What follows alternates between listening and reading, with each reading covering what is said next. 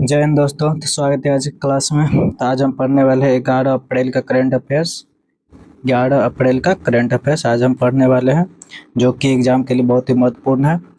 तो चलिए आज की इस क्लास को स्टार्ट करते हैं क्वेश्चन नंबर 1 से। क्वेश्चन नंबर 1 क्या कहता है कि हाल ही में हुरून ग्लोबल यूनिकॉर्न इंडेक्स 2024 में भारत को कौन सा स्थान मिला है।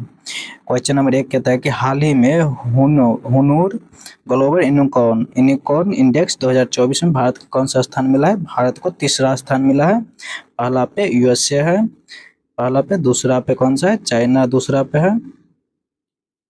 और ये यूनिकॉर्न होता क्या है, यूनिकॉर्न जो स्टार्टअप का जो बड़ा रूप होता है ना, $1 अरब जो होते हैं, $1 अरब डॉलर का जो कंपनी हो जाता है उसी को यूनिकॉर्न कहते हैं। और स्टार्टअप डे कब मनाते हैं, 16 जनवरी को स्टार्टअप डे मनाते हैं हम लोग।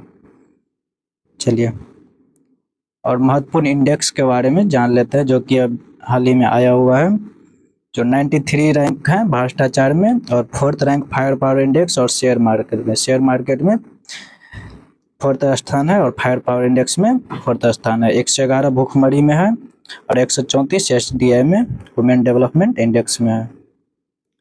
और 7वां रैंक है इन्वायरमेंट परफॉर्मेंस में। इसमें फर्स्ट रैंक पे कोई नहीं है, 7वां रैंक भारत का है इन्वायरमेंट परफॉर्मेंस का। 108वां है जेंडर इनइक्वलिटी में है। 127वां है जेंडर गैप में। और 126 जो है वो खुशहाली इंडेक्स में है, और 126 और पीस इंडेक्स में भी है। पीस इंडेक्स में भी 126 रैंक है, और खुशहाली हैप्पीनेस इंडेक्स भी 126 है, याद रखिएगा। चलिए क्वेश्चन नंबर 2 देखते हैं कि हाल ही में दिवंगत नोबेल पुरस्कार विजेता पीटर हिग्स ने किसका आविष्कार किया है। पीटर हिग्स ने किसका आविष्कार किया है। पीटर हिग्स का अभी निधन हो गया, 94 वर्ष के आयु में निधन हो गया इसका, पीटर हिग्स का। इसने खोज किया था गॉड पार्टिकल का खोज किया था। इसको नोबेल पुरस्कार कब दिया गया था, इसको नोबेल पुरस्कार 2013 में नोबेल पुरस्कार दिया गया था। और इसने गॉड पार्टिकल का खोज किया है। इसी पे बिग बैंग थ्योरी भी काम करता है, बिग बैंग थ्योरी काम करता है। चलिए अगला क्वेश्चन देखते हैं। क्वेश्चन नंबर 3 क्या कहता है कि विश्व स्वास्थ्य संगठन की वैश्विक हेपेटाइटिस रिपोर्ट 2024 के अनुसार सर्वाधिक हेपेटाइटिस बी और सी के बीच मामले कहाँ दर्ज किए गए हैं। इसमें कह रहा है कि विश्व स्वास्थ्य संगठन, पहले WHO के बारे में जानते हैं। WHO इसका स्थापना कब होता है, 7 अप्रैल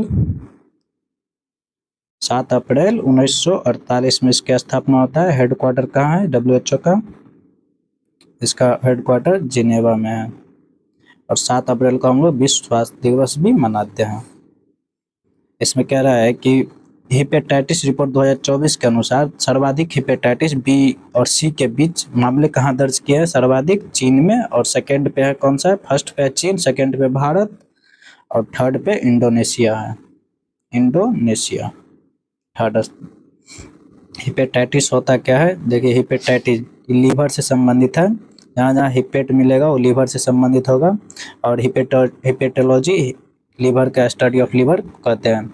इसका हेपेटाइटिस का 5 टाइप होता है, 5 टाइप हेपेटाइटिस का होता है।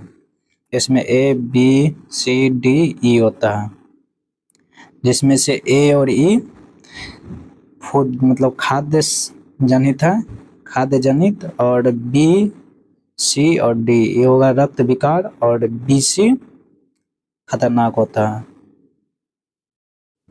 इसका जो हेपेटाइटिस का जो फर्स्ट वैक्सीन था उसका नाम क्या था, उसका हैवेसियोर इसका फर्स्ट वैक्सीन का नाम था, याद रखिएगा। और इस पे विश्व स्वास्थ्य संगठन वैश्विक हेपेटाइटिस रिपोर्ट 2024 के अनुसार सर्वाधिक हेपेटाइटिस बी और सी के बीच मामले कहाँ दर्ज किए हैं, चीन में। फर्स्ट स्थान पे चीन है, सेकंड पे भारत, और थर्ड पे इंडोनेशिया, याद रखिएगा। 4th क्वेश्चन कहता है कि हाल ही में यूरोपीय मानवाधिकार न्यायालय ने पहली बार जलवायु संकट संबंधित मामले में किसके विरुद्ध फैसला सुनाई, किसके, स्विट्जरलैंड के विरुद्ध फैसला सुनाई है। और हाल यूरोपीय मानवाधिकार न्यायालय कहाँ स्थित है, फ्रांस में। कहाँ है, फ्रांस में स्थित है। चलिए 5 नंबर क्वेश्चन कहता है कि हाल ही में USA का प्रतिष्ठित जॉन एल जैक स्विगर्ट जूनियर पुरस्कार से किसे सम्मानित किया है? किसे सम्मानित किया है? इसरो को। किस लिए? चंद्रयान 3 के लिए। चंद्रयान 3 के लिए इसरो को पुरस्कार से सम्मानित किया गया है। इसरो को एक और पुरस्कार मिला है जिसका लीफ एरिक्सन अवार्ड है। वो कहाँ का है? लीफ एरिक्सन अवार्ड इसको मिला है आइसलैंड का। चलिए चंद्रयान, पहले इसरो के बारे में जानते हैं। इसका स्थापना 15 अगस्त 1969 को हुआ था। इसका हेडक्वार्टर कहाँ है? बेंगलुरु में है हेडक्वार्टर। और इसका फर्स्ट जो हेड अथी था वो विक्रम साराभाई था, और वर्तमान में अभी एस सोमनाथ है। कौन है इसरो का वर्तमान में अध्यक्ष? एस सोमनाथ। पहले चंद्रयान 3 के बारे में कुछ पॉइंट्स जानते हैं कि इसका लॉन्च कब हुआ था। लॉन्च 14 जुलाई 2023 को हुआ था। रॉकेट कौन था? LBM-3 long vehicle machine third M4 rocket से लॉन्च किया था। LBM-3 M4 रॉकेट से साउथ पोल पे लैंड कब किया था? 23 अगस्त 2023 को। जिस दिन लैंड किया था 23 अगस्त को हम लोग राष्ट्रीय अंतरिक्ष दिवस मनाते हैं, नेशनल स्पेस डे। और जहाँ पे लैंड किया था उसको शिव शक्ति पॉइंट कहते हैं, शिव शक्ति नाम पॉइंट कहते हैं। याद रखिएगा इतना चंद्रयान 3 के बारे में। और जो इसरो का और जो मिशन है वो हम देखते हैं आदित्य L1। आदित्य L1 के बारे में जानते हैं। आदित्य L1 के बारे में जानते हैं। इसको लॉन्च कब किया था? इसका रॉकेट कौन था? PSLV C57 से इसको लॉन्च किया गया था। इसका रॉकेट था नाम था PSLV C57 से। एक गया था कहाँ? L1 पॉइंट पे गया था, जो लंगड़ाज पॉइंट कहता है। L1 लंगड़ाज पॉइंट होता है जो सूर्य और पृथ्वी के जो बीच में जो गुरुत्वाकर्षण, इसका ग्रेविटी और इसका ग्रेविटी जो इक्वल होता है उसी को L1 पॉइंट कहता है। ऐसे 5 पॉइंट है, L1 L2 L3 L4 L5, ऐसे 5 है, जिसमें से L1 पे गया है L1 पे।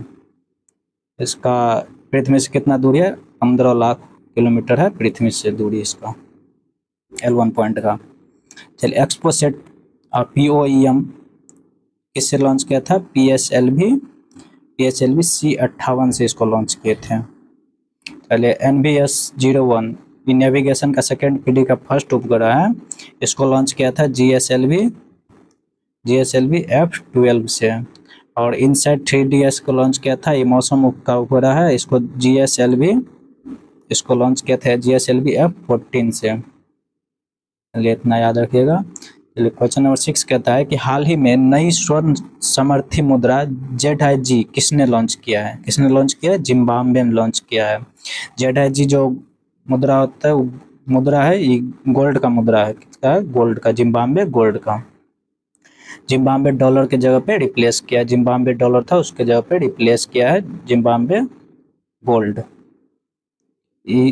इसलिए इसको लॉन्च किया है, जो मुद्रास्फीति इन्फ्लेशन को निपटने के लिए इसको बनाया है, स्वर्ण समर्थित जिम्बाब्वे गोल्ड। चलिए कुछ मुद्रा देख लेते हैं महत्वपूर्ण, मतलब क्या था। म्यांमार का, रिंगिट है मलेशिया का, टाका बांग्लादेश का, येन जापान का, रेमेनबी यूनान चीन का है, रेमेनिया युआन, और वॉन है साउथ कोरिया का, डोंग है वियतनाम का। इतना मुद्रा याद रखिएगा आप लोग। चलिए 7th नंबर क्वेश्चन कहता है कि हाल ही में भारत का पहला निजी पृथ्वी अवलोकन TSAT-1A किसने लॉन्च किया है? किस समूह ने लॉन्च किया है? टाटा समूह ने लॉन्च किया है। पृथ्वी का पहला, भारत का पहला है निजी पृथ्वी अवलोकन उपग्रह है, निजी पृथ्वी अवलोकन उपग्रह है TSAT-1A। इसको याद रखिएगा। किस समूह ने लॉन्च किया? टाटा समूह ने। इसने लॉन्च कहाँ से किया है? USA से, जो SpaceX कंपनी है, इससे लॉन्च किया है। फाल्कन 9 रॉकेट से इसको लॉन्च किया है। चलिए 8 नंबर क्वेश्चन कहता है कि हाल ही में विश्व होम्योपैथिक दिवस 2024 कब मनाया गया? हाल ही में विश्व होम्योपैथिक दिवस 2024 कब मनाया? 10 अप्रैल को मनाया गया है। होम्योपैथी का जनक कौन है? डॉक्टर सैमुअल हैनीमन है, डॉक्टर सैमुअल हैनीमन है। इस बार का थीम क्या है? इस बार का थीम है हेमियो परिवार एक स्वास्थ्य एक परिवार। थीम याद रखिएगा, एग्जाम में पूछ देता है कि इसका थीम है होम्योपैथिक दिवस का होमियो परिवार एक स्वास्थ्य एक परिवार। चलिए, और 9th नंबर क्वेश्चन देखते हैं कि हाल ही में राष्ट्रीय महिला हॉकी टीम का कोच किसे नियुक्त किया है? किसे नियुक्त किया है? हॉकी टीम का कोच किसे नियुक्त किया है? हरेंद्र सिंह को। इस बार का ओलंपिक में जो 33 नंबर का ओलंपिक 2024 में पेरिस में होने वाला है, उसमें हॉकी टीम क्वालिफाई नहीं कर पाया है, इसीलिए पहले वाला कोच को हटा के हरेंद्र सिंह को इस पे रखा है। इसको हरेंद्र सिंह को द्रोणाचार्य अवार्ड भी मिल चुका है।